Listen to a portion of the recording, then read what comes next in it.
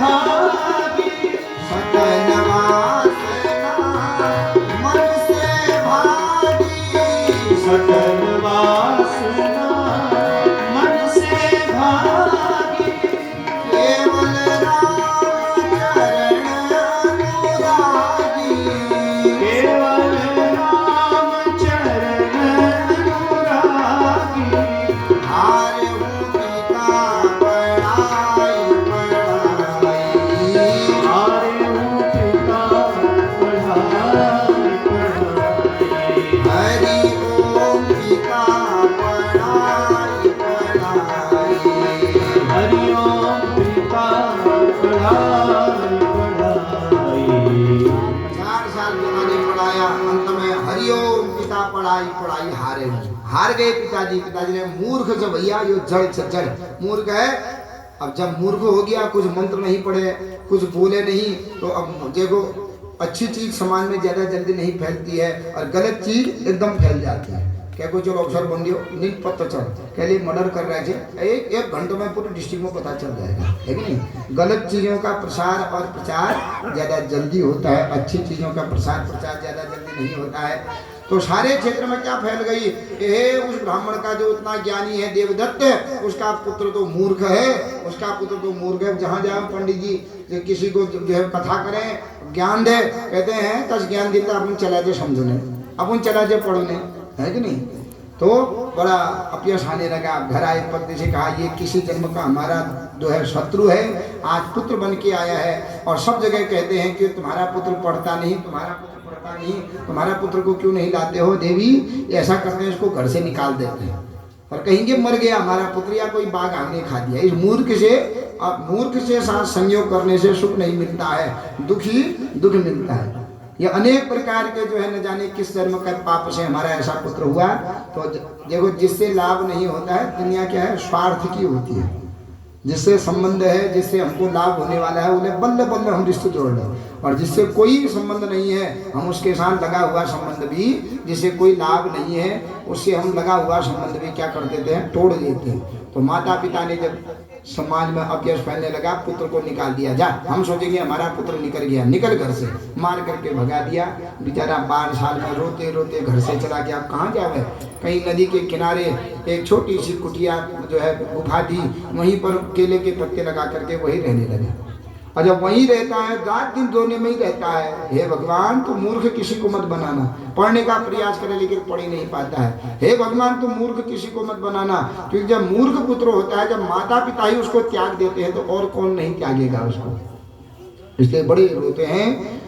तो अकरोत् प्रातः उत्थाय किंचित दंत धावनम स्नानम च शूद्रवत् तत्र गंगायाम मंत्र वर्जितम। जो घर में सीखा था कि सुबह उठ के कुछ टहनी तोड़ करके दांत धोते थे उस नदी में स्नान करते थे लेकिन कैसा स्नान करते थे अमंत्र पूर्वकम मंत्र रहित स्नान करते थे। और मंत्र रहित स्नान कब होता है जब कोई मरा रहता है वहां पर मंत्र रहित स्नान होता है। बिना मंत्रों के कभी स्नान नहीं करना चाहिए। पुराने ठंडे ठंडे पानी से नहाना चाहिए गाना आना आए ना या ना आए गाना चाहिए। तो गाने की जगह भगवान का नाम क्योंकि मौन स्नान कभी नहीं करना चाहिए। जो चुप होकर के स्नान कर रहा है तो कहाँ पर जैसे हम कोई मर रहे उठे जाऊँ ना नानखिन तो जहाँ कोई मरा है उसके लिए मौन स्नान होता है और मौन स्नान अपवित्र वाला होता है। और इसलिए स्नान करते समय कुछ न कुछ कहना चाहिए ज़्यादा नहीं तो हरे राम हरे कृष्ण कहो नारायण नारायण कहो गंगा गंगा कहो कुछ न कुछ नहाते समय भगवान का नाम किसी न किसी देवता का नाम वाणी पर आना चाहिए। कोई न कोई भजन नहाते समय करना चाहिए। मौन स्नान नहीं चुप रह करके स्नान नहीं करना चाहिए। तो ये क्या कहता है मौन रह करके स्नान करता है और अनेक वही जो पके हुए फल है वो खाता है लेकिन ये कभी झूठ नहीं बोलता है सदा सत्य जैसा देखा वैसा बता देता है। इसलिए इसका उपनाम पड़ गया सत्यव्रत इसका उपनाम पड़ गया है।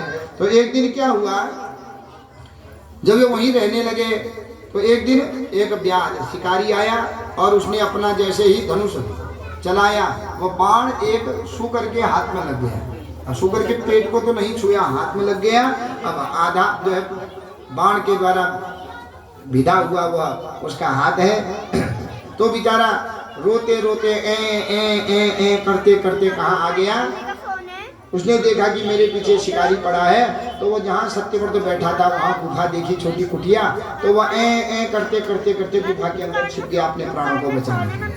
यह सत्यव्रत जब देखने लगा, इतने में थोड़ी देर में व्याध आ गया और व्याध कहता है, हे महाराज मैं आपको जानता हूँ, आपका नाम है सत्यव्रत। मैंने अभी अभी एक शूकर को बाण मारा है और मेरा बाण लेकर के वो शूकर जा रहा है, क्या आपने देखा शूकर कहाँ गया? क्योंकि महाराज आप सत्य बोलने वाले हो, आप कभी झूठ नहीं बोलते हो। अब इनको बड़ा दुख लग गया, अगर मैं बताता हूँ ये कुटिया के अंदर गया है तो ये दूसरा बाण मार के उसको मार देगा, मुझे पाप लगेगा। तो सोचा मैं नहीं बताऊंगा, चुप रहे हैं। इतने में वह जो शिकारी है वो रोते रोते कहने लगा, महाराज जानामि ते हम सुब्रतम प्रसिद्धम तेनाद्य पृच्छे मम बाण विद्ध सुधार्तितम मे सकलम कुटुंबम बिभर्तु काम किल आगतोस्मि।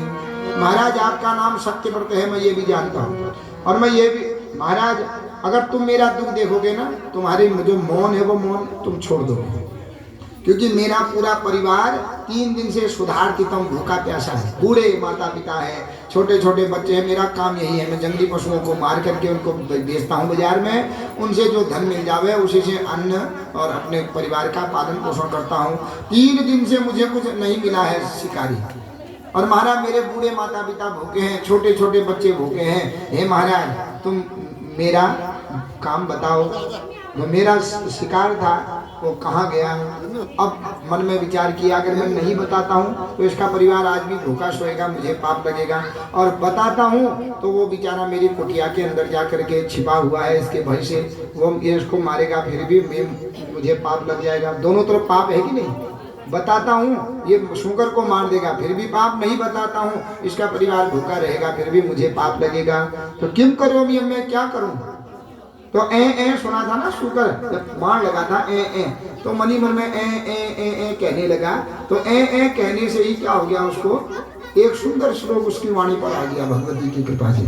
वो क्या कहता है, या पश्यति न सा ब्रूते या ब्रूते सा न पश्यति अहो व्याध स्वकार्यार्थम किम पृच्छति पुनः पुनः। हे व्याध, हे शिकारी, या पश्यति जिसने देखा वो बोल नहीं सकता है, और जो बोलता है वह देख नहीं सकता है। आंखों ने देखा लेकिन आंख बोल नहीं सकते, वाणी बोलती है तो वाणी ने देखा नहीं। तो अपने कार्य के लिए तो बार बार मुझसे क्या कह रहे हैं?